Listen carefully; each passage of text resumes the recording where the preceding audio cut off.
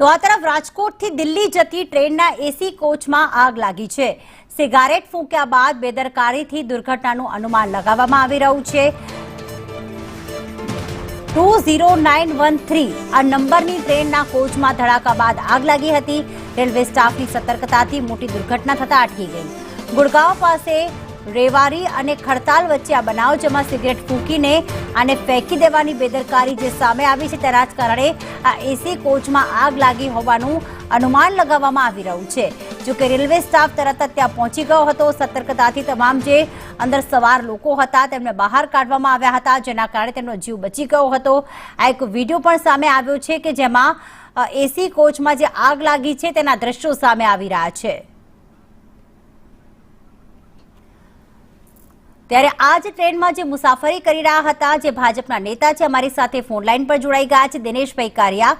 દિનેશભાઈ નમસ્કાર, સ્વાગત છે આપનું। દિનેશભાઈ, આગ લાગવાની ઘટના કઈ રીતે બની અને આપ કયા કોચમાં મુસાફરી કરી રહ્યા હતા?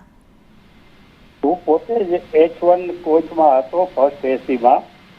મારી બર્થ નંબર 11 ને 12 હતી અને જ્યારે એકદમ આગ અને ધુવાણો આંખ ભરવા માંડી એટલે અમે લોકો સૂતા હતા અને મેં સીધો મારો ડોર ખોલ્યો। મારી પાસે કૂપે હતું એટલે, અને ડોર ખોલતાની સાથે ધુવાણો અંદર આવવા માંડ્યો એટલે અમે પેલા બહાર નીકળી ગયા અને પછી અમે અંદર જઈને જોતા અને એને પૂછતા ખ્યાલ આવ્યો કે ભાઈ સિગરેટ કોઈ પેસેન્જર હતા એને સિગરેટ ત્યાં ડસ્ટબિનમાં નાખેલી, એના કારણે ત્યાં બ્લાસ્ટ થયેલો।